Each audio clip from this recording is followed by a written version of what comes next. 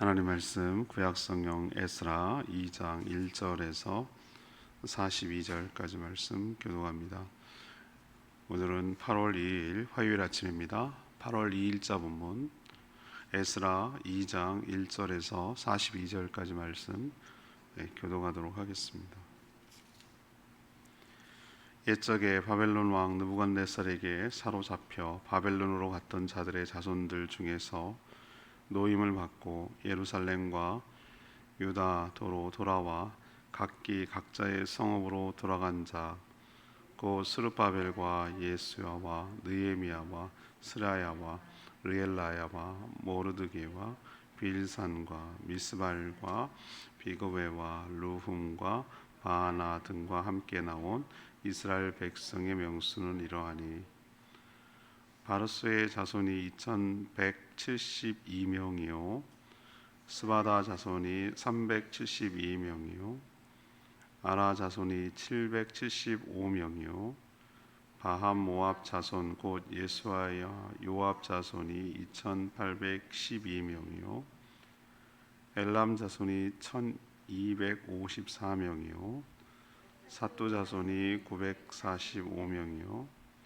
삭게 자손이 760명이요 바니 자손이 642명이요 부베 자손이 623명이요 아스가 자손이 1222명이요 아도니감의 자손이 666명이요 비그웨 자손이 2056명이요 아딘 자손이 454명이요 아델 자손 곧 히스기야 자손이 98명이요 베세 자손이 323명이요 요라 자손이 122명이요 하숨 자손이 223명이요 기밥 자손이 95명이요 베들레헴 사람이 123명이요 느도바 사람이 56명이요 아나도 사람이 128명이요 아스마의 자손이 42명이요 기랴다림과 그비라와 무에롯 자손이 743명이요 라마와 게본 자손이 621명이요 믹마스 사람이 122명이요 베델과 아이 사람이 223명이요 느보 자손이 52명이요 막미스 자손이 156명이요 다른 엘람 자손이 1254명이요 하림 자손이 322명이요 로드와 하딧과 오노 자손이 725명이요 여리고 자손이 345명이요 스나 자손이 3630명이었더라. 제사장들은 예수아의 집 여다의 자손이 973명이요 임멜 자손이 1052명이요 바수올 자손이 1247명이요 하림 자손이 1017명이었더라. 레위 사람은 호다위야 자손 곧 예수아와 감미엘 자손이 74명이요 노래하는 자들은 아삽 자손이 128명이요 문지기의 자손들은 살론과 아델과 달문과 악국과 하디다와 소베 자손이 모두 139명이었더라. 아멘. 이 바벨론 어제에 이어서 바벨론의 포로로 끌려갔던 자들이 바사왕 고레스의 칙령에 따라 귀환했는데 그 귀환한 사람들을 소개하고 있습니다. 이들을 이끌었던 스룹바벨 총독 예수와 제사장을 소개한 후에 또 각 가문별 인원이 몇 명인지 또 각 지역별 인원이 몇 명인지 이렇게 소개하고 있고요. 마지막에는 성전에서 일하는 자들, 그러니까 제사장과 아삽 자손처럼 그 노래하는 레위인들 이렇게 성전에서 일하는 자손들이 소개되고 있습니다. 이들은 하나님의 마음에 감동을 주셔서 유다로 돌아와서 그 각자 조상들이 살던 성읍으로 또 돌아갔고, 또 성전 건축에 이들이 힘을 썼다라는 것을 알 수가 있습니다. 오늘 질문은 포로 귀환에서 알 수 있는 것은 무엇입니까? 포로 귀환을 통해서 알 수 있는 것은 무엇입니까? 먼저 1절에서 2절까지 말씀입니다. 지도자들의 헌신이 모범이 되었음을 알 수가 있습니다. 바사왕 고레스는 이게 포로를 귀환하는 것이 어떤 면에서는 이게 왜 이렇게 바보 같은 정책을 했을까? 왜 포로를 그냥 놔주지? 이렇게 생각하지만 이 사람들이 한 수 위일 수도 있는 것이에요. 이렇게 하는 것이 자기에게 뭔가 유익하고 유리하다고 판단했기 때문에 이렇게 하는 거거든요. 그래서 얘기는 뭐냐면은 바벨론은 막 다 잡아들여 갖고 포로로 끌고 왔는데 자신은 그렇지 않다. 모든 자신의 여러 제국들이 속한 민족들을 자치 스스로 살아갈 수 있도록 존중한다. 그래서 너희들이 잘 협력하고 잘 따르고 순종하면은 내가 너희들한테 이렇게 뭐 포로로 끌려간다든지 죽인다든지 이렇게 하지 않겠다라는 어떤 유화 정책, 자신의 통치 기반을 다지기 위한 것이죠. 이것도 일종의 통치 수술이라고 할 수 있는 것이죠. 그래서 유화 정책을 이렇게 내놓았죠. 그래서 직전 바벨론 제국, 페르시아가 바벨론 제국을 무너뜨렸는데요. 바벨론 제국의 포로로 끌려온 여러 민족들을 자신의 고향으로 돌아가도 좋다 이렇게 칙령을 내린 것이죠. 사실 우리는 유대인 관점에서만 이렇게 보는데 이것은 유대인만 해당되는 것이 아니라 바벨론이 포로로 끌고 왔던 수많은 여러 소수 민족들, 그 일대의 고대에 있는 중동에 있는 메소포타미아 지역 그 근방에 있는 모든 민족들에게 다 저는 해당되는 것이라고 생각을 하는 것이죠. 하지만 그 하나님은 이 고레스의 마음을 움직여서 그 예레미야 선지자를 통해서 했던 포로 기한 70년 후 포로 기한의 약속을 지키셨다. 어저께 그렇게 말씀을 드렸어요. 하지만 이미 70년이 여러분 흘렀죠. 물론 정확하게 70년은 좀 안 됩니다만 성전 건축한 것을 이렇게 놓고 보면은 딱 그게 맞는데 그 전에 이미 움직였다는 거죠. 비록 포로로 끌려왔어도 이미 삶의 기반이 다 다져졌고 터전을 이루며 살고 있지요. 근데 이것을 모든 것을 다 버려두고 돌아간다라는 것은 사실 결코 쉬운 결정이 아니라고 어저께 제가 말씀드렸어요. 그 아주 좋은 사례가 제가 있다고 그랬죠. 제주도에 수없이 많은 사람들이 일본에 넘어갔어요. 일제시대 때. 다 먹고 살기 힘드니까 어떻게든지 여기 있으나 저기 있으나 노예 같은 식민지 생활은 똑같잖아요. 그죠? 그래서 본토 가면 기회가 더 많으니까 어차피 천대받고 그런 건 똑같지만 거기 가면 기회가 많을 거라고 생각해서 갔어요. 가가지고 정말 비참하게 살았죠. 제일 밑에 일을 하면서 조선진 소리 들으면서. 근데 해방이 돼서 일부는 돌아왔지만 일부는 남았어요. 지금도 남아있어요. 제일교포들 꽤 많거든요. 그 왜 남았을까? 해방됐으면 자기 고향으로 와야지. 그게 쉬운 간단한 문제가 아니라니까요. 이미 거기에서 아이들은 일본의 교육제도 뭐 이미 적응되고 먹고 사는 문제가 직업이 해결됐고 사는 집이 있고 뭐 이게 다 있기 때문에 그걸 다 정리하고 한꺼번에 돌아오기란 정말 큰 결단과 결심을 하지 않으면 쉽지 않은 일이라고 여러분 좀 이해를 해야 돼요. 아니 왜 안 돌아와? 당연히 돌아와야지. 포로 끌려왔으면. 이렇게 생각할 문제는 아니라는 거예요. 그런 걸 감안한다면 이 돌아온 사람이 참 대단한 거예요. 돌아온 사람들이 큰 결심하고 온 거예요. 가면 누가 반겨줍니까? 가면 죽도록 또 일해야 됩니다. 뭐죠? 완전히 잿더미 같은 곳에서 수많은 대적들의 방해를 받아가면서 하나님의 성전을 세우고 나라를 일군다는 게 그게 보통 어려운 일이 아니죠. 다 망해버린 나라이기 때문에, 싹 없어진 나라기, 허물어진 나라이기 때문에 그걸 세운다는 게 보통 어려운 게 아니에요. 근데 저는 이런 일이 있었기 때문에 1945년도에 2차 세계대전이 일어나고 그 이스라엘이 2000년 동안 나라를 잃어버렸는데 예수님 이후에 그 로마에 망해가지고 다 흩어져 버렸거든요. 디아스포라가 돼버렸는데 정말 놀랍게도 그들이 끝끝내 좀 이따 얘기하겠지만 정체성을 유지하고 1945년 2차 세계대전 이후에 강대국의 어떤 이해관계 때문에 이스라엘이라는 나라를 이미 사람들이 팔레스타인에 있는데도 불구하고 거기에 자기 나라를 건설할 수 있었다. 근데 거기에 전 세계에 있던 나라 유대인들이 다시 돌아온다. 이건 보통 결심이 아니면 불가능한 얘기예요. 반겨주지도 않을 거고 아무것도 없는 땅에 돌아온다. 이건 쉬운 일이 아니에요. 그런 면에서 오늘 1절에 나오고 있는 스룹바벨 총독, 예수와 제사장, 그 느헤미야, 이 사람들이 이런 일을 하는데, 돌아오는데 포로의 귀환에서 성전을 세우는데 솔선수범하고 자기가 헌신한 지도자들이라고 할 수가 있겠습니다.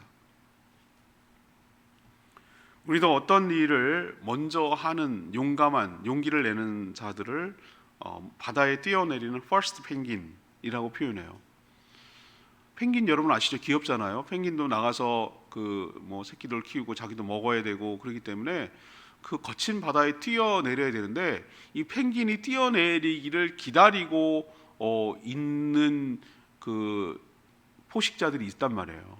이걸 또 먹고 사는 사람들, 예를 들면 바다 사자, 물개, 범고래 이런 것들은 딱 대기하고 있어요. 얘네들이 뛰어내릴 때 주저주저 하는 거예요.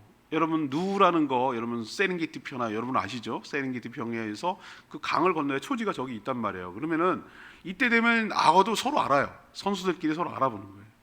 악어들이 그 강에 진을 치고 있는 거예요.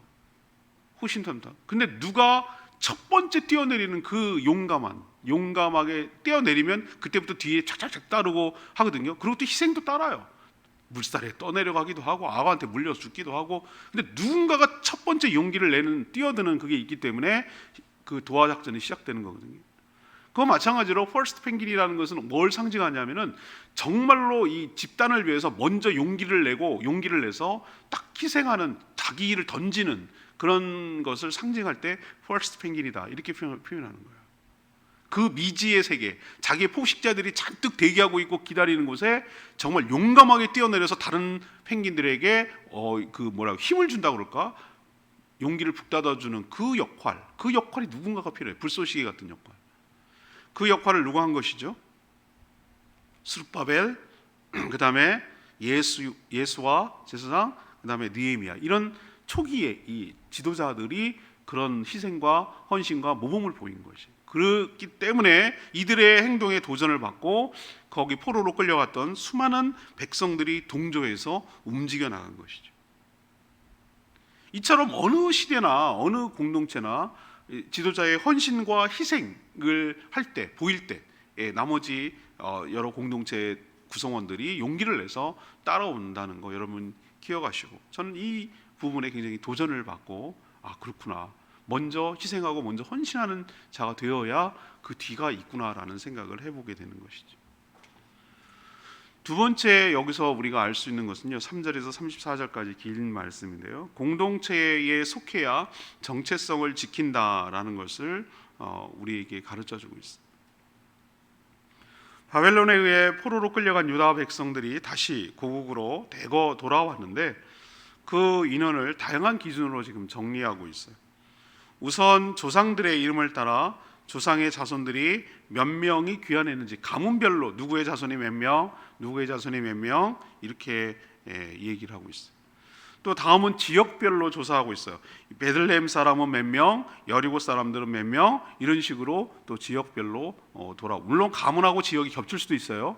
그 자신의 가문의 땅이 거기에 있기 때문에. 그렇지만 가문, 그 다음에 지역 이렇게 또 하고요. 또 특별하게 취급하는 사람은 누구냐면 뒤에 보면은 성전에서 일하는 제사장, 레위인, 노래하는 찬양대, 물론 찬양대는 다 레위인입니다만 이렇게 각각 몇 명이 돌아왔는지를 이렇게 밝히고 있어요.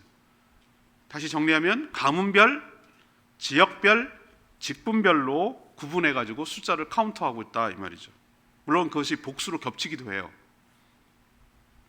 그리고 그들이 돌아와서 오늘 1절에 뭐라고 했습니까? 각각 자신이 조상들이 살던 땅으로 돌아갔다라고 이야기를 하죠. 그리고 성전 세우는 데 힘썼다라고 얘기합니다. 여러분, 우리는 아까 막 발음하기도 되게 어려워.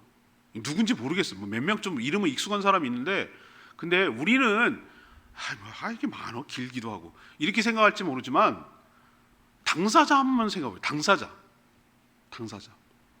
우리도 어디 뭐 이렇게 기부하고 뭐 무슨 누구 후원하고 그랬다 그러면은 명단이 쭉 발표되면 내가 거기 기부했으면은 누구부터 찾습니까? 내 이름부터 찾습니다. 내 이름부터. 만약에 여기가 여러분 해당되는 가문이라고 생각하고 자기라고 생각해 보세요. 그럼 당연히 굉장히 관심이 많을 겁니다. 자기 가문이 어디고 내가 지역이 어디고 그런 거 굉장히 많잖아요. 제가 비전트립 하면 4.3 희생자들이 가는 그 죽은 사람들이 옛날 그 행정구역으로 쫙 이렇게 명단이 있어요. 명단이 거기 가면은 4.3 평화공원에 가면 무슨 소길리 무슨 명월리 뭐 이래가면서 이렇게 쭉 써놨어요. 이렇게 다 써놨는데 거기 명단이 쭉 있는데 그 지역별로 써놨어. 우리는 소길리 그러면 이효리밖에 모르는데 그런데 아니란 말이에요. 근데 생각해 보세요. 왜 이게 관심이 많을까요? 아, 우리 지역에 있는 사람들이 얼마나 많이 희생했구나, 얼마나 이렇게 많이 죽었구나. 뺑 들어가면서 명단이 한 15,000명 이상 되는 사람도 있고 행방불명된 사람 말고 시신을 찾아낸 사람들만 그렇게 많단 말이에요. 아, 그렇구나. 그 가나다로 찾으면 어떻게 찾을 거예요, 그거를? 일단 뭔가 구분을 해놓는 게 있어야 될 거 아니겠어요? 위패를 모시는 그 둥그렇게 반원처럼 생긴 거 그 안에 들어가 본 적 여러분 없으시죠? 데려갑니다. 제가 데려갑니다. 4.3 때만 그 세리머니 한 데가 거기거든요. 그 안에 들어가면 또 역시 위패가 전부 다 그 지역별, 행정구역별로 탁탁탁탁 명단이 이렇게 있어요. 비어 있고 최근에 막 들어간 것도, 이거는 최근에 발견된 거예요. 체원에 끼워놓은 것도 있고 그래요. 그냥 가나다식으로 이름을 밝히지 않았어요. 전 여기에 주목했어요. 가나다, 뭐 지네밀, 알렙, 뭐 이렇게 베트 이런 식으로 히브리어 가나다 순으로 하지 않았다고요. 성도는 여기서 깨닫는 게 뭐죠? 개별적인 동시에 공동체적인 줄로 압니다. 이 얘기는 뭘 말하냐면은 성도는 개별성을 뭉개지지 않아요. 그 사람 한 사람의 개성이 있고 인격이 있고 그거 존중합니다. 그러나 그 성도는 혼자 존재하지 않아요. 어디에 속해 있어야 되는 거예요. 속해 있어야 된다. 이 여기에 카운트되고 있는 것은 어느 가문에 누구 안에 들어가 있는 거예요. 예를 들면 뭐 8절 같으면 삭두 자손에 945명이요 할 때 그 삭두라는 자손 밑에 들어가 있는 거예요. 그 사람이 그렇게 해서 존재하는 거예요. 유명한 요한복음 15장에 있는 포도나무 아시죠? 포도나무와 가지. 가지는 포도나무에 붙어 있습니다. 그 전체를 뭐라고 말합니까? 그냥 포도나무라고 말합니다. 우리는 디테일하게 구분할 때 뭐 이게 커다란 몸통이 있고 거기 줄기가 있고 가지가 있고 뭐 이렇게 구분을 합니다만 그건 아주 세세하게 구분할 때 그런 얘기고, 우리는 통칭 그 전체 나무를 뭐라고 합니까? 포도나무라고 말합니다. 제가 이거 지금 중요한 얘기를 하고 있어요. 우리 성도는 뭐라고 말합니까? 예수 그리스도, 크리스찬이라고 말합니다. 예수에 속한 사람들, 예수 안에 있는 사람들이라고 말합니다.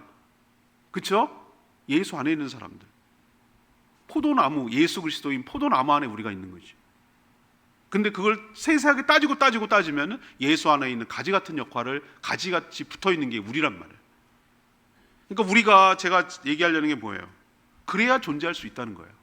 그래야 성도는 존재할 수 있고, 그래야 돌아올 수 있고, 그래야 축복을 받을 수 있다는 것이죠.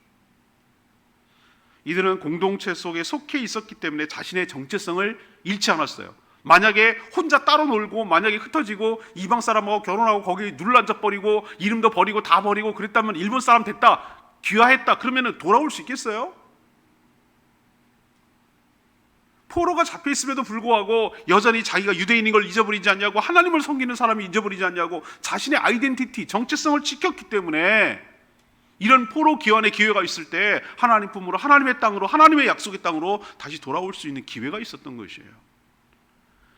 그래서 늘상 제가 말씀드리지만, 교회가 썩었니 뭐 어쨌니 그러면서 교회도 속하지 않고 빌빌 돌아다니는 사람 절대로 존재할 수 없어요. 하나님은 그런 식으로 구원하지 않아요. 커뮤니티 처치, 지역교회에 등록하고 등록교인으로서 신앙생활을 하기를 원하는 거예요. 하나님께서 속해 있어야 돼요. 가시적으로 속해 있어야 된다고.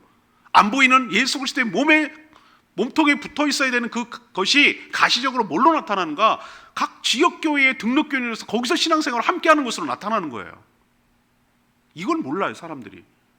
그리고 가난한 성도니 뭐니 어쩌니 저쩌니 교회 싫고 목사 싫고 성도들 꼴보기 싫고 그러면서 그냥 인터넷이나 예배드리고 방송이나 예배드리는 거, 이거 썩어 문드러진 거, 아주 신앙이 상해버렸어요.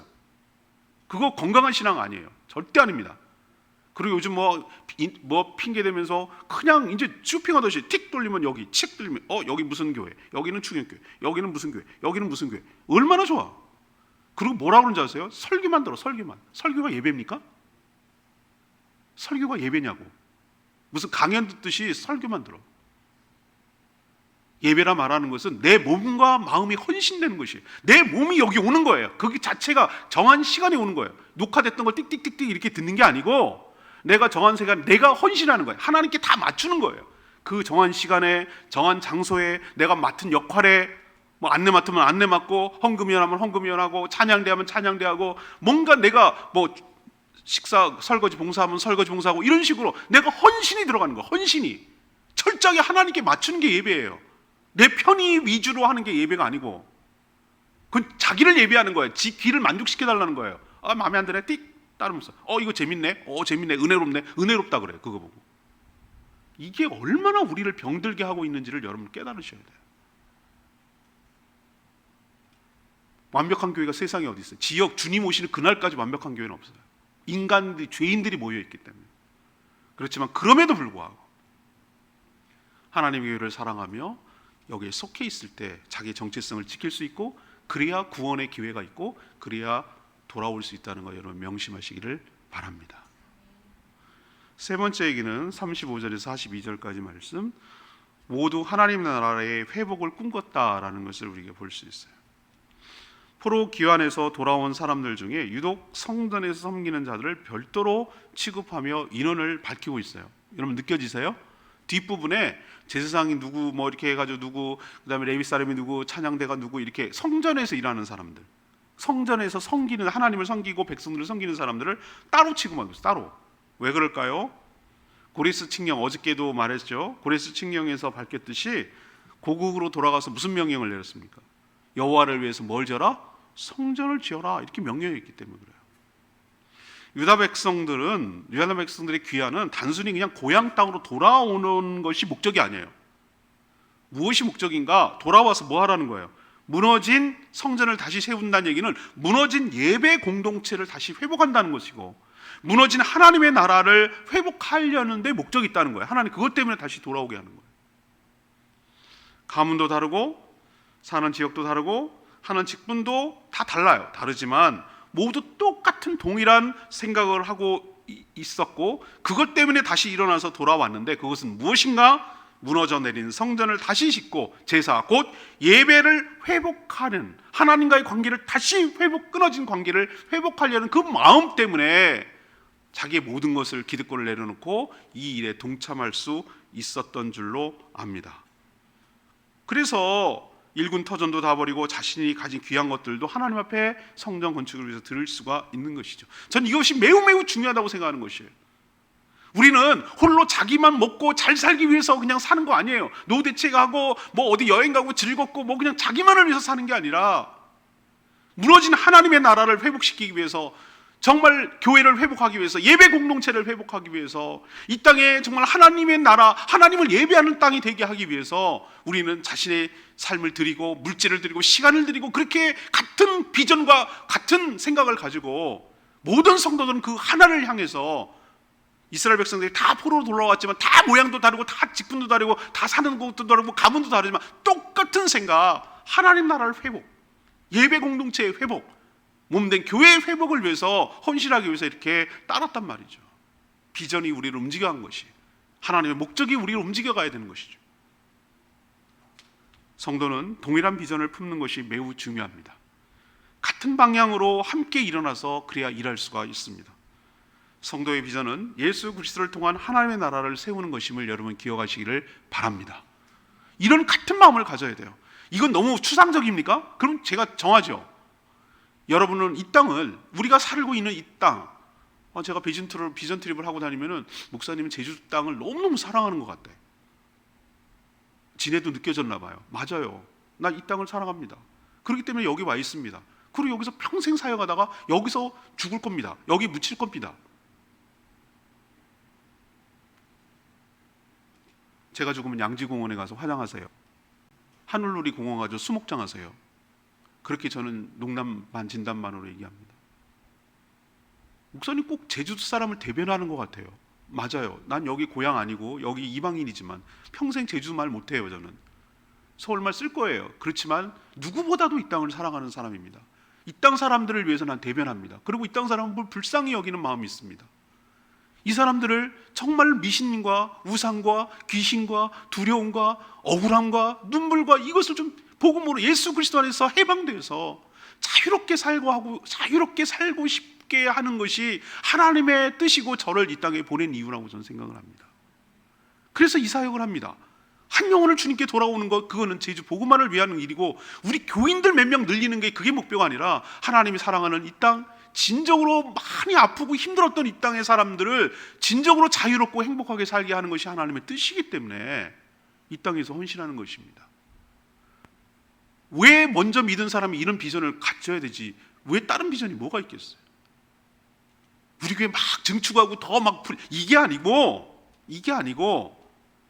지금도 제사 드리고 맨날 신구간 그때 이사해야 되고 뭐 점쳐가지고 맨날 날짜 잡고 뭐가 두렵고 뭐가 무섭고 뭐가 이래서 안 되고 뭐가 이래서 안 되고 뭘 벌벌벌벌 떨면서 아무것도 못하는 이 불쌍한 사람들, 엉뚱하게 억울한 일 당한 걸 이걸 하나님께 호소할 줄 모르고 넋두리 한다고 어디 점이나 치고 다니 이 불쌍한 사람들, 이 불쌍한 사람들을 해방시켜야 될 거 아니에요. 예수 그리스도 안에서 자유를 누리게 될 거 아니에요. 그 모든 것을 끊어냈다고 알려줘야 될 거 아니에요. 일생을 불쌍하게 종살이하며 사단의 종살이하며 살아가는 이 불쌍한 사람들을 해방시키는데 우리가 같은 마음을 품어야 될 거 아니에요. 이 사람들이 들고 일어나서 돌아왔던 이유는 딱 한 가지, 하나님을 예배하는 공동체를 회복하기를 바라는 것이에요. 우리도 동일하게 신앙생활하는 이유는 딱 한 가지, 먼저 멀리 가겠지만 우리 시야는 전 세계의 열방을 품어야 되겠지만 우리가 살고 있는 이 땅부터 평균적으로도 안 미치잖아요. 평균적으로 우리 믿는 사람들이 보통 15에서 18%라고 하는데 여긴 여전히 한 자리잖아요. 좋게 쳐도 7%예요.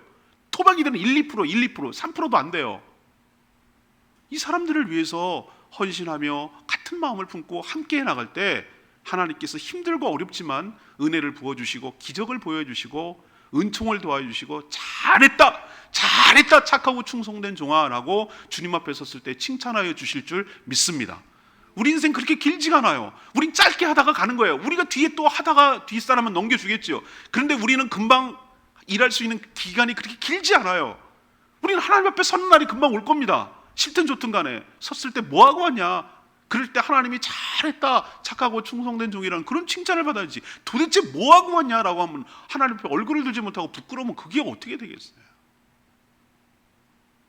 잘 먹고 잘 살다 왔습니다. 그냥 새끼들 키우라고 그냥 지지고 볶고 하는 사, 그거 부끄러워할 줄 알아야 돼. 부끄러워할 줄. 그 넘어서야 된단 말이죠. 먼저 그의 나라와 그의 의를 구하면 이 모든 것을 너에게 더하시리라. 우리도 예수 그리스도를 통한 제주 복음화, 하나님 나라를 세워가는 데 힘쓰는 저희들 되기를 원합니다. 1절 말씀이 레마의 말씀이죠. 오늘 바벨론으로 갔던 자들의 자손 중에서 노임을 받고 예루살렘과 유다 도로 돌아와 각자의 성읍으로 돌아간 자라고 표현하고 있습니다. 표면적으로 보면 바벨론 포로에서 해방되어 자신의 나라와 살던 땅으로 돌아간 내용이에요. 그러나 영적인 시각에서 보면 사단의 권세에서 해방되어 구원을 얻는 것과 같은 이치죠. 항상 구원은 뭐와 연결된다고요? 사명과 직결이 돼요. 하나님 우리를 구원하셨을 때 천국 보내려고 하는 것뿐만 아니고 이 땅에 남아서 해야 할 일이 있어요. 구원 자체가 큰 의미가 있지만 구원의 목적이 해야 할 사명과 관련이 깊다는 거 여러분 명심하셔야 돼요. 성도 역시 구원 받는 것 자체도 귀하지만 구원 이후의 삶이 훨씬 더 중요해요. 이 땅이 하나님의 성전이 되도록 예배하는 땅이 되도록 헌신하며 살아가는 저희 모두가 되기를 소망합니다. 이러려고 여러분을 구원하셨어요. 오늘 말씀 붙들고 기도하기 전에 255장 찬양집 255장 부르고 기도하겠습니다.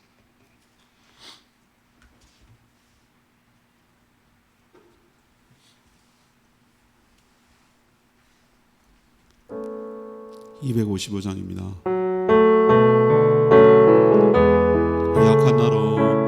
약한 나로 강하게 가난한 날